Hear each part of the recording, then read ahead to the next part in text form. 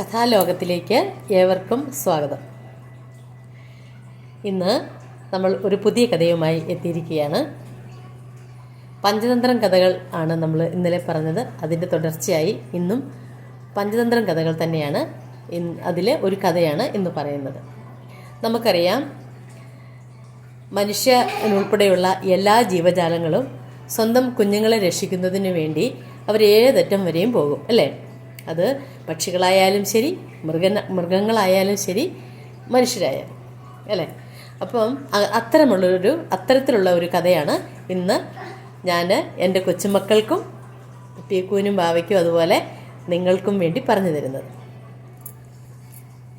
കഥയുടെ പേര് സർപ്പവും കാക്കകളും.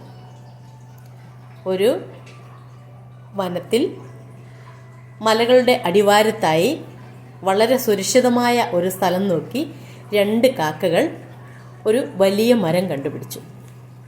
അവർക്ക് മുട്ടയിടുന്ന കാലമായി. ആ മുട്ടയിടുന്ന ആ കാലഘട്ടത്തിൽ അവരുടെ കുഞ്ഞുങ്ങൾ സുരക്ഷിതമായിരിക്കുന്നതിന് വേണ്ടിയാണ് അവർ അത്രയും കഷ്ടപ്പെട്ട് ഒരു വലിയ മരം കണ്ടുപിടിച്ചത്. മനോഹരമായ മല അടിവാരം, വലിയ മരം. അപ്പം അവിടെയൊന്നും ആരും ഒരു ശല്യവും ഉണ്ടാക്കില്ല എന്ന് കാക്കകൾ വിശ്വസിച്ചു. അങ്ങനെ മുട്ടയിടേണ്ട സമയമായി.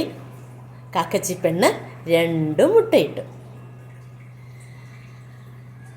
അവർ പുറത്ത് ഇര തേടിപ്പോയ സമയത്ത് ആ വലിയ മരത്തിൻ്റെ താഴെയുള്ള പൊത്തിൽ ഒരു കൃഷ്ണസർപ്പം പാർത്തിരുന്നു. ഈ കൃഷ്ണസർപ്പം ഇഴഞ്ഞു കയറി വന്ന് ആ മുട്ടകൾ ഭക്ഷിച്ചു. കാക്കകൾ തിരിച്ചു വരുമ്പോൾ, ഭക്ഷണവുമായി തിരിച്ചവരെത്തുമ്പോൾ മുട്ടത്തോട് മാത്രം കണ്ടു. ഭയങ്കരമായി സങ്കടമായി. അവർ കരഞ്ഞു. എന്ത് സംഭവിച്ചു എന്ന് അവർക്ക് മനസ്സിലായില്ല. കുറേ കാലങ്ങൾ കഴിഞ്ഞു. വീണ്ടും കാക്കപ്പെണ്ണ് 2 മുട്ടകൾ ഇട്ടു. ഇപ്രാവശ്യം മുട്ടകൾ സംരക്ഷിക്കുന്നതിന് വേണ്ടി ഓരോ ആളുകളായി മാറി മാറി തീറ്റ തേടാൻ പോയാൽ മതി എന്നവർ തീരുമാനിച്ചു. അങ്ങനെ ഓരോ ആളുകളായിട്ട് ഒരു കാക്ക ആദ്യം പോകും, ആൺകാക്ക ആദ്യം പോകും, പിന്നെ പെൺകാക്ക പോകും. ആൺകാക്ക പോകുന്ന സമയത്ത് പെൺകാക്ക മുട്ടയ്ക്ക് കാവലിരിക്കും. പെൺകാക്ക പോകുന്ന സമയത്ത് ആൺകാക്ക മുട്ടയ്ക്ക് കാവലിരിക്കും. അങ്ങനെ അവർ തീറ്റ തേടി മുന്നോട്ട് പോയി. അങ്ങനെ ഇരിക്കെ ഒരു ദിവസം പെട്ടെന്നൊരു ശബ്ദം കേട്ടു. നോക്കുമ്പോൾ ഒരു സർപ്പം ഇഴഞ്ഞിഴഞ്ഞ് അവരുടെ കൂട്ടിലേക്ക് വരുന്നു. പേടിച്ച് അവിടെ അപ്പോൾ ഉണ്ടായിരുന്ന കാക്കപ്പെണ്ണ് അടുത്ത മരക്കൊമ്പിലേക്ക് മാറിയിരുന്നു. അവരുടെ കൺമുൻപിൽ വെച്ച് സർപ്പം മുട്ടകൾ തിന്നിട്ട് സാവധാനം ഇറങ്ങിപ്പോയി. അങ്ങനെ അവർക്ക് മനസ്സിലായി, അവരുടെ മുട്ടകൾ നഷ്ടപ്പെടുന്നത് ഈ കൃഷ്ണസർപ്പം വന്ന് മുട്ടകൾ തിന്നിട്ടാണ് തങ്ങളുടെ മുട്ടകൾ നഷ്ടപ്പെടുന്നത്. ഇതിൽ നിന്നും ഒരു മോചനമില്ല.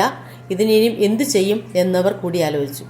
ഇവരുടെ കരച്ചിൽ കേട്ട് ആ വനത്തിലുള്ള ഒരു കുറുക്കച്ചൻ അതുവഴി വന്നപ്പോൾ അവരോട് ചോദിച്ചു, എന്താ കാക്കകൾ 2 പേരും കൂടി എന്താ കരയുന്നത്? അവർ പറഞ്ഞു, ഞങ്ങൾ 2 പ്രാവശ്യം മുട്ടകൾ ഇട്ടു. 2 പ്രാവശ്യം ആദ്യത്തെ മുട്ട എന്ത് സംഭവിച്ചു എന്ന് ഞങ്ങൾക്കറിയില്ല. പക്ഷേ 2ാമത്തെ മുട്ടകൾ ഒരു സർപ്പം വന്ന് കഴിക്കുന്നത് ഞങ്ങൾ കണ്ടു. സർപ്പം വന്ന് ഭക്ഷിക്കുന്നത് ഞങ്ങൾ കണ്ടു. ഈ മരത്തിൻ്റെ താഴെയുള്ള പൊത്തിൽ ഒരു സർപ്പം ഉണ്ട്. അവനാണ് ആദ്യത്തെ മുട്ടയും എടുത്തതെന്നാണ് ഞങ്ങൾ വിശ്വസിക്കുന്നത്. അവനാണ് ഞങ്ങളുടെ മുട്ടകളൊക്കെ തിന്നത്. ഞങ്ങൾക്കിനി യാതൊരു രക്ഷയുമില്ല ഞങ്ങളുടെ കുഞ്ഞുങ്ങളെ രക്ഷിക്കുവാൻ. കുറുക്കൻ പറഞ്ഞു, നിങ്ങൾ വിഷമിക്കാതെ, നിങ്ങൾക്ക് ഞാൻ ഒരു ഉപായം പറഞ്ഞു തരാം. അതുപോലെ നിങ്ങൾ ചെയ്താൽ മതി. കാക്കകൾ വളരെ സശ്രദ്ധം കുറുക്കൻ പറയുന്ന കാര്യം കേട്ടു.